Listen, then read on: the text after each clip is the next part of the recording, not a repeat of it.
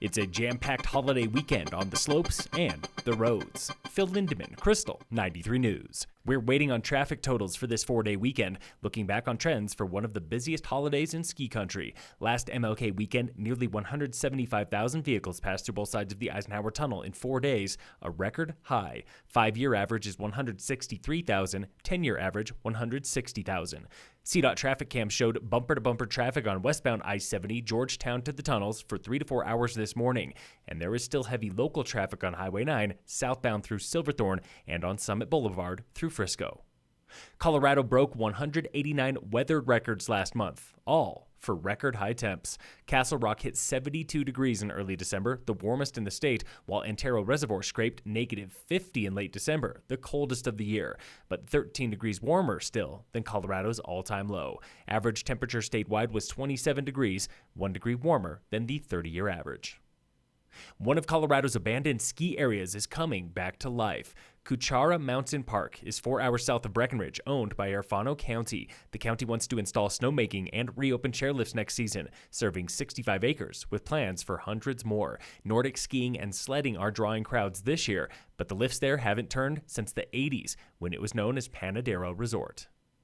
Restaurants in the Aspen area tried suing Pitkin County at the 11th hour last week, trying to stay open as COVID caseload soars. A judge denied hearing that case, telling the Aspen Times that courts rarely overturn government actions like public health orders without hearing from government officials first. Restaurants brought their suit to court 72 hours before dining room shutdown.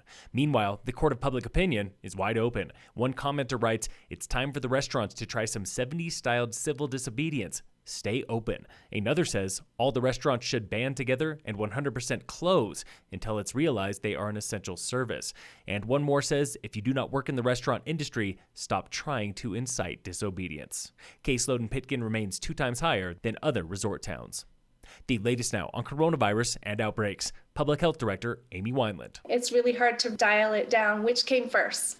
The work exposure or the social gathering exposure? It's a very difficult thing to do because people are gathering in multiple places. We have people who work in multiple places. Since December 16th, Summit reports 12 outbreaks of the virus, including 4 tied to ski areas, the most of any category. The biggest outbreak is a social gathering at Copper from January 5th, when 9 people came down with the bug.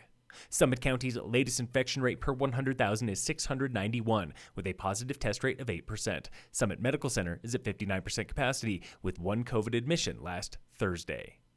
In sports, the Nuggets lost to the Jazz last night 109-105. In local sports, brought to you by American Family Insurance, the Weiss Agency, opening race of the Rise and Shine Rando series went down at A-Basin last week on a 6.2-mile course with 3,200 feet of vert, where Jason Kilgore won the men's and overall race. Kate Chapman took the ladies' title. Phil Lindemann, Krystal, 93 News.